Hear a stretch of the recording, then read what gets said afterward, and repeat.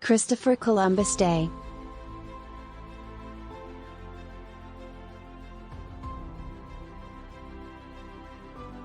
Things you may not know. Columbus was an experienced sailor and an ambitious organizer of subsequent expeditions, but he also made mistakes. He underestimated the length of the equator and the size of the Earth. He believed in the unrealistic possibility of reaching Japan and China after leaving Europe. Although he did not make the planned trip around the world and most likely died with the false belief that he had reached the shores of Asia, his name became a symbol of great discoveries, not only geographical. Columbus was born between 25th of August and 31st of October in either 1450 or 1451. He became a famous Italian explorer and navigator. In actual fact, he completed 4 Spanish-based voyages to monarchs of Spain. He opened the way for the widespread European exploration and colonization of the Americas. Christopher Columbus wasn't his given name. Christopher Columbus is an anglicized version of the explorer's Italian name, Cristoforo Colombo. Columbus went by Cristobal Colón in Spanish.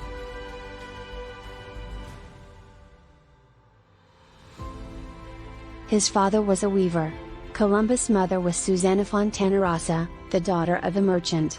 He had 3 brothers, Bartolomeo, Giovanni Pellegrino, Giacomo, and a sister, Bianchina. Christopher was the oldest. Christopher Columbus's family belonged to the middle or lower class in the Middle Ages. Most of the people were very poor, rural peasants. A few were very rich, the nobility. When Columbus was 14, he left his father's school and workshop to study with a merchant on a merchant ship. When he was 19, in 1470, Columbus made his first long voyage with one of his employer's ships to the island of Chios in the Aegean Sea. During this and the next voyage, Chios learned to sail and steer in the open water in 1475. In 1476 he took part in an expedition of Genoese merchant ships to Lisbon and Flanders. During this expedition, near Cape St. Vincent, a fleet of Franco-Portuguese attacked a Genoese convoy and wrecked it. Columbus miraculously survived and as a castaway landed near Lagos, from where he traveled to Lisbon a few weeks later. There he began working in the Lisbon branch of the Centurion Bank. Columbus disrupted the entire economy of 3 continents. Post-Columbian disease killed 3 to 5 million people in the next 50 years after his arrival in the New World. Additionally, African slavery became popular. In addition, Christopher Columbus' exploration and navigations made the first contact with the Caribbean, Central America, and South America. Therefore, Columbus is the person who opened the world with an experience of other nations' discoveries. Columbus was likely not the first European to cross the Atlantic Ocean. That distinction is generally given to the Norse Viking Leif Erikson, who is believed to have landed in present-day Newfoundland around 1000 AD, almost 5 centuries before Columbus set sail. Some historians even claim that Ireland's St. Brendan or other Celtic people crossed the Atlantic before Erikson. While the United States commemorates Columbus, even though he never set foot on the North American mainland, with parades and a federal holiday, Leif Erikson Day on October 9 receives little fanfare. 3 countries refused to back Columbus' voyage. For nearly a decade, Columbus lobbied European monarchies to bankroll his quest to discover a western sea route to Asia. In Portugal, England, and France, the response was the same: no. The experts told Columbus his calculations were wrong and that the voyage would take much longer than he thought. Royal advisors in Spain raised similar concerns to King Ferdinand and Queen Isabella. Turns out the naysayers were right. Columbus dramatically underestimated the Earth's circumference and the size of the oceans. Luckily for him, he ran into the uncharted Americas. Queen Isabella was hesitant to fund Columbus's voyage. It took her 6 years to agree. Christopher Columbus, having given up, was 4 miles out of town when the Queen's courier caught up with him and shared the news.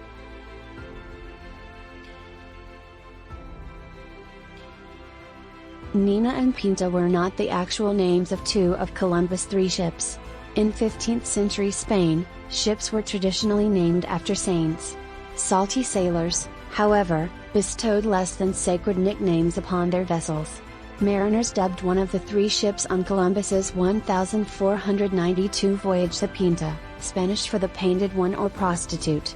The Santa Clara, meanwhile, was nicknamed the Nina in honor of its owner, Juan Nino. Although the Santa Maria is called by its official name, its nickname was La Gallega, after the province of Galicia in which it was built.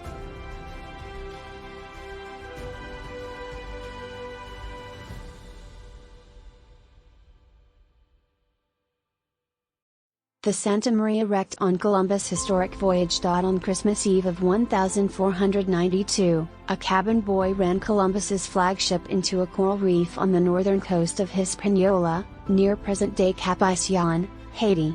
Its crew spent a very unmerry Christmas salvaging the Santa Maria's cargo. Columbus returned to Spain aboard the Nina, but he had to leave nearly 40 crew members behind to start the first European settlement in the Americas, La Navidad. When Columbus returned to the settlement in the fall of 1493, none of the crew were found alive. Columbus made 4 voyages to the New World. In 1492 Columbus did sail the Ocean Blue. He also sailed it in 1493, 1498, and 1502. Although best known for his historic 1492 expedition, Columbus returned to the Americas 3 more times in the following decade. His voyages took him to Caribbean islands, South America and Central America. The first expedition probably landed on Watling Island, called by the Guanahani Indians, a small island in the Bahamas group. Columbus took a new course southwest to discover Cuba, and then Haiti later in December. During the second of his expeditions, Columbus discovered the Dominican Republic, Puerto Rico, and Jamaica.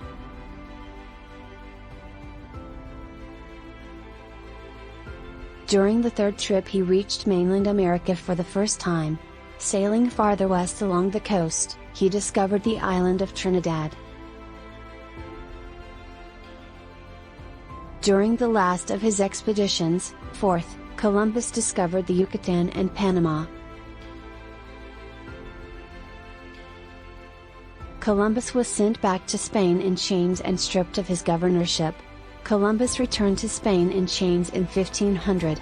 Columbus's governance of Hispaniola could be brutal and tyrannical. Colonists complained to the monarchy about mismanagement, and a royal commissioner dispatched to Hispaniola arrested Columbus in August 1500 and brought him back to Spain in chains. Although Columbus was stripped of his governorship, King Ferdinand not only granted the explorer his freedom but subsidized a 4th voyage. During Columbus's third turn in the Americas, Spanish authorities caught wind of Columbus's brutal treatment of the natives. A report from Spanish Governor Francisco de Bobadilla recounted Columbus's, and his men's, use of torture to subjugate the people they encountered in the Americas, describing their actions as tyrannical. Bobadilla was instructed to imprison Columbus and his 2 brothers, and they were sent back to Spain in shackles. They spent around 6 weeks in jail until King Ferdinand released them and eventually pardoned them. Christopher Columbus, however, was stripped of his title of Governor of Hispaniola. Columbus was a violent leader. Evidence of his mistreatment of others resides in Spain today. An archive in the city of Simancas holds a 48-page testimony to the cruel governance of the European explorer and his brothers, Bartolomeo and Diego. A lunar eclipse may have saved Columbus. In February 1504, a desperate Columbus was stranded in Jamaica, abandoned by half his crew and denied food by the islanders. The heavens that he relied on for navigation, however, would guide him safely once again. Knowing from his almanac that a lunar eclipse was coming on February 29, 1504, Columbus warned the islanders that his god was upset with a refusal of food and that the moon would rise in flames with wrath as an expression of divine displeasure. On the appointed night, the eclipse darkened the moon and turned it red, and the terrified islanders offered provisions and beseeched Columbus to ask his God for mercy. Columbus brought many previously unknown food to Europe. What would we ever do without it? Potatoes, originated in Argentina, loved by the Irish, also the peanut, tomato, pumpkin, cashew, pineapple, sunflowers and marigolds. However, the New World also gave Europe syphilis and tobacco, so you can't win 'em all. Even after his death, Columbus continued to cross the Atlantic. Following his death in 1506, Columbus was buried in Valladolid, Spain, and then moved to Seville. At the request of his daughter-in-law, the bodies of Columbus and his son Diego were shipped across the Atlantic to Hispaniola and interred in a Santo Domingo cathedral. When the French captured the island in 1795, the Spanish dug up remains thought to be those of the explorer and moved them to Cuba before returning them to Seville after the Spanish-American War in 1898. However, a box with human remains and the explorer's name was discovered inside the Santo Domingo Cathedral in 1877. Did the Spaniards exhume the wrong body? DNA testing in 2006 found evidence that at least some of the remains in Seville are those of Columbus. The Dominican Republic has refused to let the other remains be tested. It could be possible that, aptly, pieces of Columbus are both in the New World and the Old World. Heirs of Columbus and the Spanish monarchy were in litigation until 1790. After the death of Columbus, his heirs waged a lengthy legal battle with the Spanish crown, claiming that the monarchy shortchanged them on money and profits due the explorer. Most of the Colombian lawsuits were settled by 1536, but the legal proceedings nearly dragged on until the 300th anniversary of Columbus' famous voyage. Christopher Columbus was an Italian sailor, voyager, and navigator. He was also a member of the Third Order of St. Francis. A Franciscan Tertiary is a member of the Secular Franciscan Order, a Catholic international public association whose members participate in the spirit of the Franciscan Order. They live an apostolic life and strive for Christian perfection under the guidance of the order. Saint Francis of Assisi is considered the inspirer and founder of this order. In 1972, Richard Nixon declared Columbus Day a time to celebrate the memorable achievements of the great navigator and explorer whose vision and daring led to much of the permanent settlement of the Americas by the peoples of Europe. Columbus Day celebrates Columbus' legacy in the Americas. Spain also celebrates it on October 12, as do most countries in the Americas. In the USA, however, it's always on the second Monday of October, while Canada doesn't celebrate Columbus Day at all. Columbus was the one who started Indian slavery. Under Columbus, the system of managing the Indian workforce was introduced. This system was called repartimiento. The work that the Native Americans undertook under this system was free, and one of the tasks that the Indians undertook under the repartimiento was the construction of buildings for public use. With Columbus' permission, the Indians were treated brutally, so that the number of Native Americans quickly declined significantly. Millions died thanks to Columbus' arrival in the Americas. Up to 90% of the native population in the Caribbean died within a century after Columbus' arrival. Scholars note that while slavery and plain cruelty killed plenty of natives, the biggest killer of them all proved the diseases Columbus and the Europeans brought with them. Smallpox, in particular, proved especially deadly. It had a fatality rate of 80% thanks to none of the natives having even the smallest amount of resistance to the disease. On his famous 1492 voyage, Columbus had promised a reward of gold to whoever saw land first. A sailor named Rodrigo de Triana was the first to see land on October 12, 1492, a small island in the present-day Bahamas Columbus named San Salvador. Poor Rodrigo never got the reward, however. Columbus kept it for himself, telling everyone he had seen a hazy sort of light the night before. He had not spoken up because the light was indistinct. Rodrigo may have gotten hosed, but but there is a nice statue of him sighting land in a park in Seville. He never set foot in North America. Columbus made 4 trips between Spain and the Americas between 1492 and 1503, and he never once set foot in North America. Rather, he explored various Caribbean islands, including what is now Cuba and the Bahamas, as well as the island of Hispaniola, now home to the Dominican Republic and Haiti, and parts of Central and South America. The maps from which he learned to sail and plan expeditions were very good. Some of them were from Genoa, and the Genoese had excellent descriptions of water areas. Columbus studied not only maps, but also geographical works, such as Ptolemy's cosmography or the works of the French Cardinal Pierre d'Imago Mundi, Picture of the World. He was also helped by letters and the famous map of the Italian cosmographer Pietro Spinelli. He was the first explorer to establish a European presence in the New World. He was convinced he had landed in Asia. Columbus never meant to discover a new continent on his voyages. He had intended to find a westward route to the East Indies with the hopes of giving Spain the upper hand in the lucrative Asian spice trade. Thinking he had landed in Asia, he called the Caribbean natives he encountered Indians, a misnomer that continues to this day. By the end of his life, many of his contemporaries were skeptical he had in fact reached Asia, but according to many accounts, Columbus never acknowledged the possibility that he had encountered another continent entirely.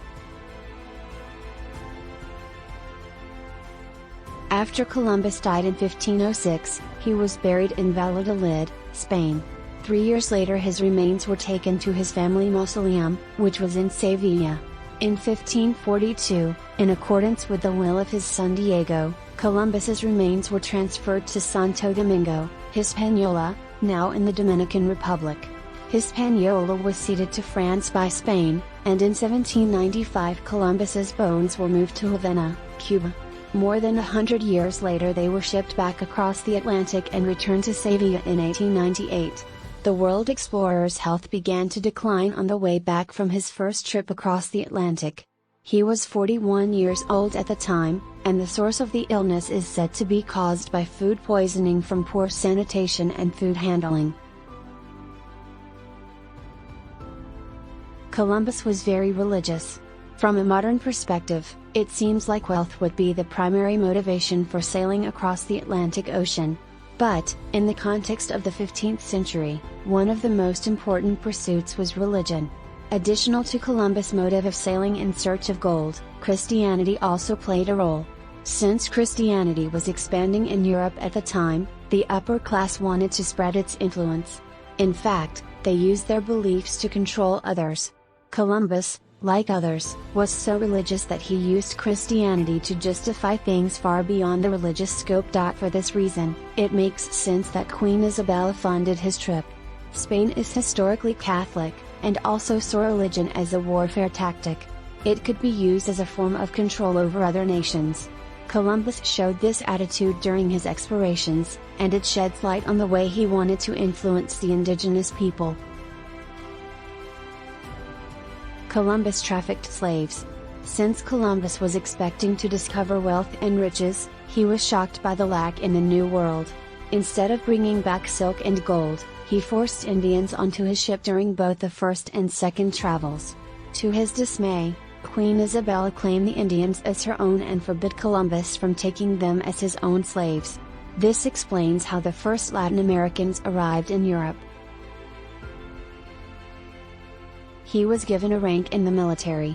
Columbus was named Admiral of the Ocean by the Spanish monarchs, thanks to his discovery of America. He was promised this title before embarking since it was part of his proposal for the reward of a successful journey. Furthermore, he was deemed viceroy and governor of the lands he conquered for the Spanish crown. Therefore, he controlled the people of Hispaniola as he wished while in the West and didn't necessarily do a good job. Christopher Columbus was a self-educated person who read more in geography, astronomy, and history. He developed a plan to seek a western sea passage to the East Indies, hoping to profit from the lucrative spice trade. What is Columbus's legacy? Columbus died in 1506 still believing that he had found the new route to East Indies. Today his historic legacy as a daring explorer who discovered the New World has been challenged. His voyages launched centuries of European exploration, colonization, and abuse of the American continent and its people.